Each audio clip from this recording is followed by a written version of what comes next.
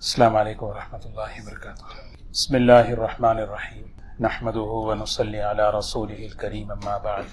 ان عمر بن عوف وهو حلیف بنی عامر بن لوی وكان شهد بدرا مع رسول الله صلی اللہ علیہ وسلم اخبره ان رسول الله صلی اللہ علیہ وسلم بعث ابا عبیدة بن الجراح الى البحرین یأتی بجزیتها، وكان رسول الله صلى الله عليه وسلم هو صالح أهل البحرين وأمر عليهم العلاء بن الحضرمي، فقدم أبو عبيدة بمال من البحرين، فسمعت الأنصار بقدومه فوافت صلاة الصبح مع رسول الله صلى الله عليه وسلم، فلما انصرف تعرضوا له فتبسم حين رآهم فقال: أظنكم ما سمعتم بقدوم أبا عبيدة وأنه جاء بشيء؟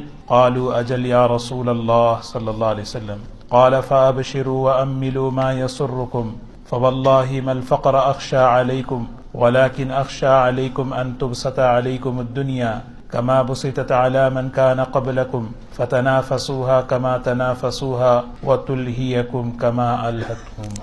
کتاب الرقاق کے یہ احادیث ہیں جس میں حضور اکرم صلی اللہ علیہ وسلم نے ہمارے دلوں کو نرم کرنے کے لیے کہ ہمارے دل میں نرمی پیدا ہو، رقت پیدا ہو، یہ احادیث بیان فرمائے ہیں تاکہ آخرت کا فکر، آخرت کا شوق پیدا ہو۔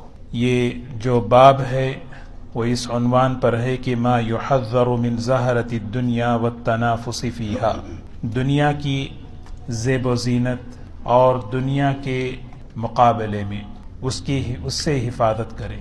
تنافس کہتے ہیں کمپٹیشن، ایک دوسرے سے کمپٹیشن کرنا، مقابلہ کرنا دنیا کے معاملے میں، اور زہرہ کہتے ہیں دنیا کی چمک دمک، دنیا کی خوبصورتی، جیسے زہرہ باغ کو بھی کہتے ہیں ہرا بھرا، کسی چیز کے حسن کو ظاہر کرنے کے لیے کہتے ہیں ایور گرین، یہ نا زہرہ۔ اس دنیا کا ظاہری منظر اللہ تعالیٰ نے بتایا ہے کہ یہ بہت چمک دمک ہے اس کے اندر، اور اس کے اندر دلوں کو لبھانے والی چیزیں ہیں، لیکن اس کے اندر کی جو چیز ہے اس سے ہم جو ہے غافل نہیں ہونا ہے۔ یہ اس عنوان پر ہے۔ فی نفسی ہی دنیا بری چیز نہیں ہے۔ اگر دنیا بری چیز ہوتی تو پھر اللہ تعالیٰ پیدا ہی نہیں کرتے۔ اللہ تعالیٰ نے مال کو خیر بھی کہا، فضل اللہ بھی کہا۔ مسئلہ یہ ہے کہ ترجیح کا مسئلہ ہے۔ ہم دنیا میں رہتے ہوئے کس کو کس پر ترجیح دے رہے ہیں؟ سورہ توبہ کی آیت ہے قل ان کان آباؤکم وابناؤکم وازواجکم وعشیرتکم واموال اقترفتموها۔ یہ اللہ تعالیٰ نے فہرست بتائی، دیکھو ان سب کی محبت تمہارے دل میں ہے، اولاد کی محبت، والدین کی محبت، بیوی کی محبت، بچوں کی محبت، تجارت کی محبت، اپنے مکانات کی محبت، یہ سب انسان کے اندر اللہ نے رکھی ہے۔ احب الیکم من اللہ ورسولہ وجہاد فی سبیلہ فتربصوا۔ ان سب کے مقابلے میں اللہ کی، اللہ کے رسول صلی اللہ علیہ وسلم کی، اللہ کے دین کی محبت کو غالب رکھو۔ اگر یہ محبت غالب آ گئی، اللہ کی محبت کم آ گئی، حضور صلی اللہ علیہ وسلم کی محبت کم ہو گئی، فتربصوا، بس اب انتظار کرو، اللہ کی پکڑ کسی بھی شکل میں آ سکتی ہے۔ یہ اصل فکر ہے۔ تو یہاں پر ایک واقعہ بیان کیا جا رہا ہے۔ امام بخاری رحمۃ اللہ علیہ نے حضور اکرم صلی اللہ علیہ وسلم نے حضرت ابو عبیدہ رضی اللہ تعالی عنہ کو بحرین کی طرف روانہ کیا جزیے کا مال لینے کے لیے۔ بحرین، یہ 25 سال تک یہ لوگ جو ہے جزیہ دیتے رہے، اور 25 سال کے بعد یہ سارا ملک جو ہے نا اسلام میں داخل ہوا۔ جب یہاں پر صحابہ پہنچے، سب سے پہلے صحابہ جب جاتے ہیں کسی جگہ، مسلمان جب کسی علاقے میں جاتے ہیں تو اسلام کی دعوت دیتے ہیں۔ اگر اسلام قبول نہیں کرنا ہے تو پھر دو آپشن ہیں۔ ایک آپشن یہ ہے کہ جزیہ دو، تمہاری جان مال کی حفاظت ہم کریں گے، ہماری زندگیاں دیکھو، تمہیں سمجھ میں آئے گا اسلام کیا ہے۔ تو یہ اس طرح صحابہ جزیہ لیتے تھے اور پوری ذمہ داری لیتے تھے، ہم تمہاری حفاظت کریں گے۔ تو علا حضرمی رضی اللہ تعالی عنہ ذمہ دار تھے اس علاقے کے۔ حضور اکرم صلی اللہ علیہ وسلم نے حضرت ابو عبیدہ رضی اللہ تعالی عنہ کو، جو امین ھذہ الامہ، اس امت کے امانت دار ہیں، ان کے اندر خاص امتیازی صفت تھی۔ ہر صحابی امین ہے، ہر صحابی حیا والے ہیں، لیکن حضرت عثمان رضی اللہ تعالیٰ عنہ میں یہ صفت بہت زیادہ ہے۔ ہر صحابی امانت دار ہیں، لیکن حضرت ابو عبیدہ میں امانت کا بہت زیادہ وصف ہے۔ تو حضور صلی اللہ علیہ وسلم نے ان کو بھیجا اور یہ جزیے کا مال لے کر جو ہے مدینہ واپس تشریف لائے۔ مال جب لے کر آئے تو مسجد میں اس کو رکھوا دیا، مسجد کے کونے میں مال پڑا ہے، سونا چاندی جواہرات درہم اور دنانیر کپڑے سب ایک طرف پڑے ہیں۔ حضور صلی اللہ علیہ وسلم جب بھی آتے، سبحان اللہ، آپ کے چلنے کا طریقہ شمائل میں ہے، لا یلتفت یمینا ولا شمالا، آپ جو ہے نہ دائیں دیکھتے نہ بائیں دیکھتے۔ کیسے چلنا ہے؟ سامنے دیکھتے ہوئے چلنا ہے، ایسے ویسے دیکھتے ہوئے نہیں چلنا۔ اللہ کے رسول صلی اللہ علیہ وسلم بالکل لا یلتفت یمین ولا شمال، نہ ادھر دیکھتے ہوئے چلتے نہ ادھر دیکھتے ہوئے، آگے دیکھتے ہوئے۔ تو حضور صلی اللہ علیہ وسلم تشریف لائے، فجر کی نماز آپ نے پڑھائی۔ فجر کی نماز کے بعد آپ جو ہے پلٹ کر صحابہ کی طرف جب بیٹھے، مسجد پوری بھری ہوئی تھی۔ مسجد غیر معمول اگر بھری ہوئی ہو تو پوچھتے ہیں نا کس کا عقیقہ ہے، آج کس کی آمین ہے، یعنی بھئی 4 صف آتے ہیں، آج تو پورے 15 صف ہیں، کیا حصہ؟ تو مسجد بھری ہوئی تھی فجر کی نماز میں۔ صحابہ اکرام فجر اور عشاء عام طور پر اپنے محلے کی مسجدوں میں نماز پڑھتے تھے، ظہر عصر حضور صلی اللہ علیہ وسلم کے ساتھ پڑھتے تھے، بعض مغرب میں چلے جاتے، بعض جو ہے عشاء میں، تو اکثر اپنے اپنے محلوں میں پڑھ لیتے۔ حضور صلی اللہ علیہ وسلم نے دیکھا کہ بھئی سب کے سب ماشاءاللہ بیٹھے ہوئے ہیں، تو آپ نے دیکھا تو فرمایا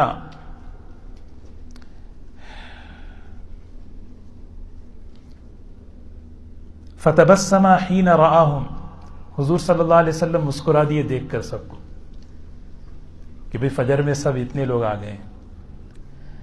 تو فرمایا کہ اظنکم سمعتم بقدوم ابا عبیدہ، میرا خیال ہے کہ تم لوگوں کو پتہ چل گیا ابو عبیدہ مال لے کر آئے ہیں، اس لیے تم سب آئے ہو۔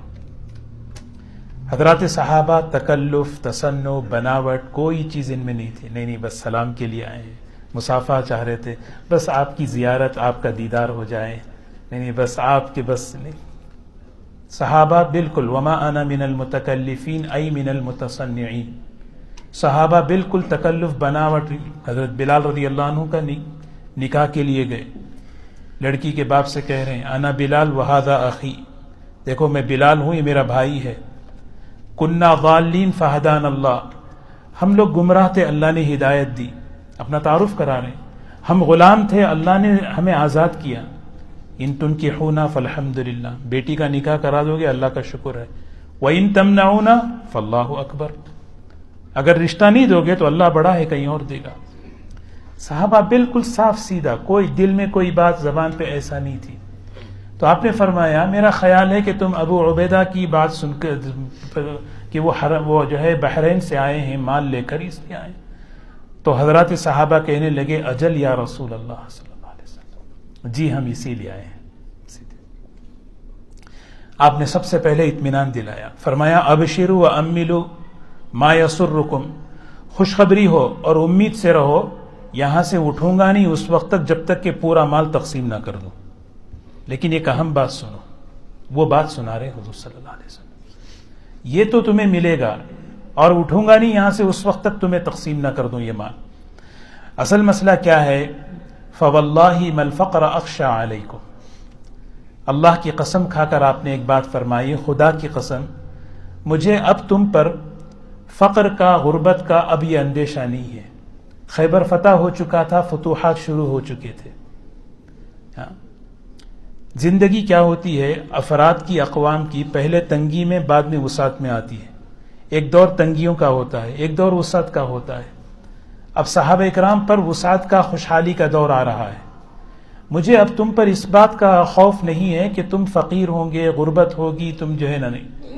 وَلَكِنْ أَخْشَىٰ عَلَيْكُمْ أَن تُبْسَطَ عَلَيْكُمُ الدُّنْيَا، مجھے اس بات کا اندیشہ اور خوف ہے کہ دنیا اب تم پر کھلے گی، دنیا کی خوب فراوانی تم پر ہوگی، فتوحات ہوں گے، مال آئے گا.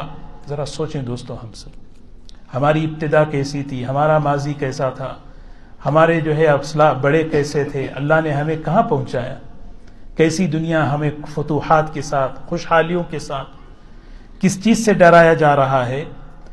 اب فرمایا کما بسطت علی من کان قبلکم، جیسے پچھلوں پر بھی کھلی تھی ایسے تم پر دنیا خوب فراوانی کے ساتھ کھلے گی. فتنافسوها کما تنافسوها، انہوں نے خوب آپس میں مقابلہ کیا. مجھے ڈر ہے کہ تم بھی آپس میں کمپٹیشن کرو گے ایک دوسرے سے. یہ ہے اصل مسئلہ. مسئلہ مال کمانے سے، مال جمع کرنے سے یہ نہیں ہے. مسئلہ یہ ہے کہ مقابلہ آرائی ہے، کیونکہ یہ کمپٹیشن جو ہے نا حرص میں مبتلا کرتا ہے، اور جب تم اس میں آؤ گے تو تم جو ہے نا برباد ہو جاؤ گے، ہلاک ہو جاؤ گے. اور یہ ہلاکت سے ڈرا رہے ہیں، اور ہلاکت کئی قسموں کی آتی ہے. آدمی جب مقابلے پر آتا ہے، جیسا اس کا گھر ویسا میرا ہو، جیسی اس کی سواری میری ویسی ہو، جیسی اس کی زندگی میری ویسی ہو، تو اپنی جو انکم ہے اس میں جب یہ چیزیں پوری نہیں ہوتی تو پھر آدمی کیا ہے، ہلاکت میں اپنے آپ کو ڈالتا ہے. وہ ہلاکت کیا ہے؟ سودی نظام میں جائے گا، قرضوں میں جائے گا، جائز ناجائز کی جو ہے نا ترتیب ہٹا دے گا، فرائض کو جو ہے نا بالکل فرائض ضائع ہو جائیں گے. ہاں دیکھیے یہ چیزیں بھئی یہ ہونا ہے.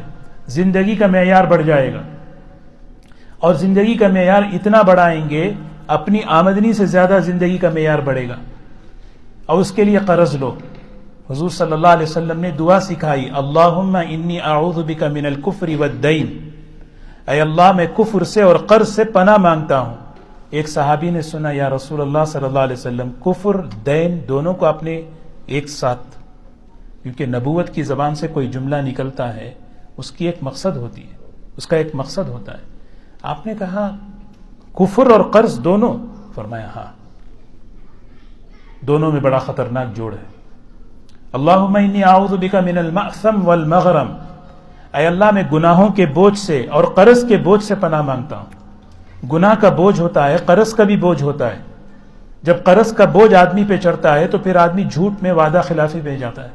ہاں ابھی دوں گا، ہاں آئندہ ہفتہ دے دوں گا. جھوٹ بھی ہوا، وعدہ خلافی بھی ہوئی. تو تباہی کس طرح آتی ہے دیکھیں. اسی لیے مسئلہ تنافس کا ہے. تنافس کہتے ہیں مقابلہ آرائی. اسی لیے حضور صلی اللہ علیہ وسلم نے ہماری تربیت کی، جب اللہ کی نعمت تمہیں کسی شکل میں ملے تو اس کا خیال رکھو کہ یہ نعمت حرص کی شکل اختیار نہ کرے، ہوس کی شکل اختیار نہ کرے. کیونکہ مال کا، عزت کا جو حریص ہوتا ہے وہ تو اس کا پیٹ دو ہی چیزیں بھرتی ہیں. حدیث کی روشنی میں دو ہی چیزیں ہیں آدمی کا پیٹ بھرنے والی. اب آدمی کو آپشن ہے کس سے بھرے. ایک قبر کی مٹی ہے، اور اس سے پہلے ایک چیز ہے قناعت. تو زندگی کو قناعت پر اگر لا لیں گے تو اللہ موت سے پہلے اس پریشانی سے بچا لیں گے. تو یہاں پر تنافس سے منع کیا گیا. تنافس دین کے معاملے میں ہے. ان الابرار لفی نعیم علی الارائک ینظرون تعرف فی وجوہہم نظرۃ النعیم یسقون من رحیق مختوم ختامہ مسک وفی ذلک فلیتنافس المتنافسون. جنت کی نعمتوں کا تذکرہ کر کے کریں، اس میں مقابلہ کرو نا، اس میں کمپٹیشن کرو. دین کے معاملے میں کمپٹیشن کرو. میری نماز اچھی ہو، میرا اللہ کے راستے میں خرچ کرنا اس سے بڑھ کر ہو، میں تقوی میں آگے بڑھوں، میں اخلاق میں آگے بڑھوں. اس لیے ہمیں تربیت دی گئی کہ ہم ہمیشہ دنیا کے معاملے میں اپنے سے نیچے والے کو دیکھیں اور دین کے معاملے میں اپنے سے اوپر والے کو دیکھ کر چلیں. جو بندہ دین کے معاملے میں اپنے سے اوپر والے کو دیکھ کر چلے گا، طلب ہوگی، اس طلب پر اللہ توفیق کے راستے کھولیں گے. اور جو بندہ دنیا کے معاملے میں اپنے سے اوپر کو دیکھے گا وہ بندہ ہمیشہ ناشکرا بنے گا. ناشکری اور ہرس کی ایک آگ ہے. ہرس اصل میں ایک آگ ہے. وہ آگ جو ہے نہیں آدمی میں جلتی رہتی ہے. اس کا اثر صحت پر پڑتا ہے, اس کا اثر جو ہے نا ہمارے ایمان پر بھی پڑتا ہے. اسی لیے قناعت دے دیا. کتنی بہترین نعمت ہے قناعت. حضور صلی اللہ علیہ وسلم نے کتنی دعائیں سکھائیں. سبحان اللہ. حضرت عمر رضی اللہ تعالیٰ عنہ دعاؤں میں کہتے تھے اللہم فکما رزقتنی فیما احب فجعل قوۃ لی فیما احب. یا اللہ جو میں چاہتا تھا وہ آپ نے دے دیا, جو میں چاہتا تھا وہ آپ نے مجھے دے دیا. اب اس بات کی مجھے توفیق دے کہ میں اس مال کو, اس دنیا کو وہاں لگاؤں جہاں تو چاہتا ہے. ہمیں دنیا ملی, ہمیں چاہتے تھے. جاب ملی, چاہتے تھے. بزنس ملا, چاہتے تھے. اب سیکنڈ سٹیپ کیا ہے کہ اب میں اس دنیا کو ایسے لگاؤں کہ اللہ کو خوش کروں. اللہم انی اسألک نفسا بک مطمئنۃ تؤمن بلقائک ترضی بقضائک تقنع بعطائک. اے اللہ مجھے ایسا نفس مطمئنہ دے دے. نفس مطمئنہ, اطمینان والا نفس. دوستو زندگی کو سادہ رکھنا, زندگی کو سکون. دیکھیے نا, قناعت ایک ایسی صفت ہے جس میں ہماری دنیا اور آخرت سکون سے گزر جاتی ہے. قناعت سمجھتے ہیں نا, جو اللہ دے رہا ہے اپنی زندگی کے اخراجات کو اسی میں ایڈجسٹ کر کے چلنا. اگر اس میں ایڈجسٹ نہیں کریں گے تو پھر قرضوں میں جائیں گے. یہ گھر کے اندر جب آتی ہے قناعت تو گھر کے اندر جنت کا مزہ آ جاتا ہے. یہ مردوں میں بھی ضروری ہے لیکن اس سے زیادہ عورتوں میں ضروری ہے. گھر کی بچیوں کو, اپنی گھر کی عورتوں کی یہ تربیت ہو کہ ہمیں قناعت ہمارے اندر آئے. میرا شوہر جو لے کر آ رہا ہے اپنے گھر کے اخراجات اس کے اندر میں خرچ کروں, اور واقعی اللہ گھر کے اندر سکون بھی دیں گے, اور دوسری چیز اللہ اس شوہر کے دل میں بیوی کی محبت بڑھا دیں گے. یہ ایک بہت سیکریٹ ہے. بیوی اگر پیسہ پوچھتی رہے گی تو اتنی محبت بولیں گے اس کی, ان کے علاوہ کہاں پوچھے پیسہ. سہل بن سعد رضی اللہ تعالیٰ عنہ آئے حضور صلی اللہ علیہ وسلم کے پاس. دلنی علی عمل, ایک عمل مجھے آپ بتائیے, ایک ہی عمل, اللہ بھی مجھ سے محبت کرے, لوگ بھی مجھ سے محبت کریں. یحبک الناس. ناس میں شوہر بھی ہے نا, ناس تو شوہر بھی ہے نا, تو اس لیے یہ حدیث ذہن میں رکھے سنیں. تو حضور ہر ایک چاہتا نا اللہ ہم سے محبت کرے, اللہ کے بندے بھی محبت کریں. بندوں میں بیوی بھی ہے, شوہر بھی ہے. تو حضور صلی اللہ علیہ وسلم نے فرمایا ازہد فی الدنیا یحبک اللہ. دنیا سے بے رغبتی کا تعلق پیدا کر لے, اللہ تجھ سے محبت کریں گے. وازہد فیما عند الناس یحبک الناس. لوگوں کے پاس جو کچھ ہے اس سے اپنی نظر ہٹا لے, وہاں سے ایکسپیکٹیشن ختم کر لے, وہ لوگ بھی تجھ سے محبت کریں گے. ذرا دیکھیں, عورت جب سوال بن کرتی ہے, قناعت پر آتی ہے تو شوہر کے دل میں محبت بڑھ جاتی ہے. پھر شوہر محبت کے ساتھ اور زیادہ دیتا ہے. اللہ توفیق دے. حضرت طلحہ رضی اللہ تعالیٰ عنہ نے ایک نکاح فرمایا ایک لڑکی کے ساتھ. تو سہیلیوں نے پوچھا تم کو حضرت طلحہ کیوں پسند آئے, کیونکہ اور بھی رشتے تمہیں آئے. تو کہنے لگی کہ ان میں ایسی خوبیاں تھیں جس کی وجہ سے میں نے پسند کر لیا. میں نے ان کے بارے میں سنا کہ گھر آتے ہیں تو مسکراتے ہوئے آتے ہیں, گھر سے نکلتے ہیں تو مسکراتے ہوئے جاتے ہیں, سلام کرتے ہیں, کوئی کام کر دیے تو اپریشیٹ کرتے ہیں, اور جب کوئی ضرورت ہو تو مانگنے کا انتظار نہیں کرتے. یہ مین اصل بات ہے. کوئی بھی ضرورت ہو یہ میرے مانگنے کا انتظار نہیں کرتے, فوراً دے دیتے ہیں, اور دینے کے بعد حساب بھی نہیں لیتے. یہ خوبیاں اللہ پیدا فرمائے. تو دوستو اصل مسئلہ تنافس کا ہے. تنافس سے بچنے کے لیے سب سے بنیادی چیز ہماری زندگیوں میں قناعت آئے. قناعت بہت ضروری. وقنعنی بما رزقتنی, یا اللہ جو آپ نے دیا نا, جو دیا ہے, جو مجھے ملا ہے اس پہ میں راضی ہو جاؤں. جو نہیں ملا وہ زیادہ ہے, یعنی جو نہیں ملا واقعی زیادہ ہے. زیادہ کے چکر میں رہیں گے طبیعت بگڑے گی, ٹینشن بگڑے گا. ہاں, آدمی دوڑ دھوپ میں, قرضوں میں پرے اپنی زندگی کو الجھا دے گا, اور ملے گا وہی مقدر میں جو ہے. یہی بات حضور صلی اللہ علیہ وسلم نے تبوک کے خطبے میں دیا. فاتقوا اللہ واجملوا فی الطلب وتوکلوا علیہ. یہ تبوک سے واپسی کا خطبہ تھا. اللہ سے ڈرتے رہو, کمائی میں اعتدال میں رکھو، جو مقدر میں ہے وہ اللہ تمہیں دے گا، اور موت اس وقت تک نہیں آئے گی، لن تستکمل حتی رزقها، موت اس وقت تک نہیں آئے گی جب تک اپنا رزق مکمل نہ کر لو۔ تو بہرکیف دوستو، یہ اصل چیز ہمیں سیکھنا ہے۔ تنافس سے منع کر رہے ہیں۔ تنافس یہ ہے کہ آدمی مقابلہ کرے، اس کی جیسی میری، اس کے جیسا میرا، اس کے جیسی، اپنی معیار زندگی کو بڑھا لے، بڑھاتے عورتوں میں اگر یہ مزاج آ جائے تو کیا ہے، کتنا بھی خزانہ ہو، کتنا بھی خزانہ۔ حضرت مولانا یوسف صاحب رحمۃ اللہ علیہ فرماتے تھے، ضرورتیں تو فقیر کی بھی پوری ہو جاتی ہیں، خواہشات تو بادشاہوں کی بھی پوری نہیں ہوتے۔ تو اب ہماری زمین سے ہماری ترتیب ہے، ہم کیا کریں؟ تو اپنی ضرورتوں کو قناعت پر لانا۔ قناعت زندگی کو مزیدار بنا دیتی ہے، خوشحال کر دیتی ہے، سکون، ذہنی طور پہ سکون، جسمانی طور پہ سکون۔ اے اللہ تیرا شکر ہے، یہ ہے۔ اللہ ہمیں توفیق دے۔ ایک اور حدیث ہے، رسول اللہ صلی اللہ علیہ وسلم ایک مرتبہ خرج یوما فصلى على اہل احد صلاته على المیت، حضور اکرم صلی اللہ علیہ وسلم ایک مرتبہ جو ہے احد تشریف لے گئے، اور جتنے بھی شہدائے احد تھے وہاں پر ان کے لیے آپ نے جو ہے نا دعا فرمائی۔ یہ حجۃ الوداع سے جب واپس ہوئے کچھ عرصے کے بعد، یہ جو واقعہ ہے یہ واقعہ حضور صلی اللہ علیہ وسلم کے دنیا سے رخصت ہونے سے کچھ ہفتوں پہلے کا ہے، بالکل آخری خطبات میں سے یہ خطبہ ہے۔ تو آپ جو ہے نا احد تشریف لے گئے، وہاں ان لوگوں کے لیے بڑی دعائیں کی، کیونکہ بڑی قربانیاں تھیں احد والوں کی۔ پھر آپ مسجد تشریف لائے، ثم انصرف الى المنبر، آپ ممبر پر کھڑے ہو گئے۔ اب ممبر پر کھڑے ہو کر آپ نے کیا فرمایا؟ انی فرط لکم، انی فرط، فرط اس بچے کو کہتے ہیں جو بچہ چھوٹے میں مر جاتا ہے اور اپنے ماں باپ کے لیے آخرت میں جا کے ان کے لیے آسانی کا، سہولت کا، مغفرت کا ذریعہ بنتا ہے۔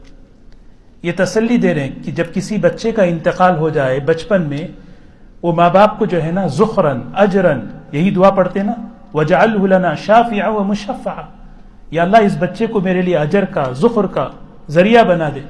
تو کسی ماں باپ کا بچہ بچپن میں انتقال ہو گیا، وہ قیامت کے دن کیا بنے گا؟ اس ماں باپ کے لیے بس اس کے لیے کام بنا دے گا۔ یہ جملہ ہے فرط۔ حضور صلی اللہ علیہ وسلم فرما رہے ہیں، انی فرط لکم، میں تمہارے لیے پیش رو ہوں، میں آگے قیامت میں جا رہا ہوں، تمہاری سہولت کا انتظام کروں گا، میں تم سب کے لیے آسانی کا انتظام کروں گا۔ محدثین فرماتے ہیں یہ ہم سب کے لیے ایک بہت بڑی امید ہے اس حدیث میں۔ جیسے کوئی قافلہ آگے جاتا ہے، جانے والا ہے، کچھ لوگ آگے جا کر انتظام کرتے ہیں بھی قافلہ آنے والا ہے۔ حضور صلی اللہ علیہ وسلم ہم سے پہلے آخرت میں پہنچ گئے، وہاں جا کر اس گنہگار امت کے لیے، ہم سب کے لیے سہولت کا، آسانی کا، مغفرت کا نظام بنا رہے ہیں۔ یہ کہتے ہیں وَإِنِّي فَرَطٌ لَكُمْ، میں تمہارے لیے پیش رو ہوں، وَأَنَا شَهِيدٌ عَلَيْكُمْ، میں تم سب کے لیے گواہ بنوں گا، میں تم سب کے لیے گواہی دوں گا، تم مسلمان ہو۔ جس شخص نے بھی سچے دل سے کہا لا الہ الا اللہ محمد الرسول اللہ، گواہی دوں گا۔ پھر آپ نے پھر وہیں فرمایا واللہ لا انظر الى حوض الان، یہ آپ کا معجزہ تھا۔ خدا کی قسم، منبر پر کھڑے ہیں، کہہ رہے ہیں کہ خدا کی قسم میں اس وقت حوض کوثر کو دیکھ رہا ہوں، خدا کی قسم میں اس وقت حوض کوثر کو دیکھ رہا ہوں۔ دیکھیے نا، پہلے آپ نے فرمایا میں تم سب کے لیے آگے چل کر آسانی کا انتظام کرنے والا ہوں، میں تمہارے ایمان کی گواہی دینے والا ہوں، حوض کوثر کو دیکھ رہا ہوں اس وقت الان۔ پھر آپ نے فرمایا وَإِنِّي قَدْ أُعْطِيتُ مَفَاتِيحَ خَزَائِنَ الْأَرْضِ، اللہ تعالیٰ نے مجھے خزانوں کی چابیاں، زمین کے خزانوں کی چابیاں مجھے دے دی۔ جتنے خزانے ہیں نا قیامت تک آنے والے، اس کی چابیاں کس کو ملی؟ حضور صلی اللہ علیہ وسلم کو ملی۔ پیشن گوئی ہے اس میں، جتنی خزانے، جتنے زمین سے نکلنے والے کسی بھی شکل میں ہوں، یہ سب کے سب چابیاں حضور صلی اللہ علیہ وسلم کو ملی۔ پھر آپ نے فرمایا او مفاتیح الارض، کھولو گے تم اس خزانے کو، یہ امت کھولے گی، مسلمان ہو کہ غیر مسلم، قیامت تک جتنی ٹیکنالوجی، جتنے ایجادات کر رہے ہیں، یہ حضور صلی اللہ علیہ وسلم کی برکت ہے۔ خزانوں کی چابیاں آپ کو دی گئی، یہ خزانے اس امت کو مل رہے ہیں۔ اب خزانے ملے تو کیا کریں؟ لڑیں؟ آخرت بھول جائیں، اللہ کو بھول جائیں، نبی کو بھول جائیں جن کی برکت سے یہ خزانے ملے، جن کی برکت سے یہ خزانے ملے ان کو بھول جائیں۔ پھر آگے وہی فرمایا واللہ ما اخاف علیکم ان تشرکوا بعدی، خدا کی قسم میرے بعد مجھے اس کا اندیشہ نہیں ہے کہ تم شرک کرو گے، مجھے شرک کا اندیشہ نہیں ہے، ولکنی اخاف علیکم ان تنافسوا فیہا، بس مجھے اس کا اندیشہ ہے کہ تم جو ہے نا کمپٹیشن کرو گے، تم دوڑ لگاؤ گے، ریس لگاؤ گے دنیا میں۔ دیکھو نا، اس کا مطلب یہ نہیں کہ آدمی کمائے نہیں، کمائے حلال حرام کی تمیز کرتے ہوئے، دل کے اندر قناعت کی صفت پیدا کرتے ہوئے، یہ مزاج نہ ہو کہ اس کے جیسا، اس سے اچھا، اس سے اچھا، اس سے اچھا، یہ چیز آخرت سے غافل کر دیتی ہے۔ اللہ تعالی ہم سب کو قناعت کی، سادگی کی صفت پیدا فرمائے۔ سبحان اللہ بحمدہ، سبحانک اللہم بحمدک، نشہد ان لا الہ الا انت، نستغفرک ونتوب الیک، نستغفرک ونتوب الیک۔ سبحان ربک رب العزة عما یصفون، وسلام علی المرسلین، والحمد للہ رب العالمین۔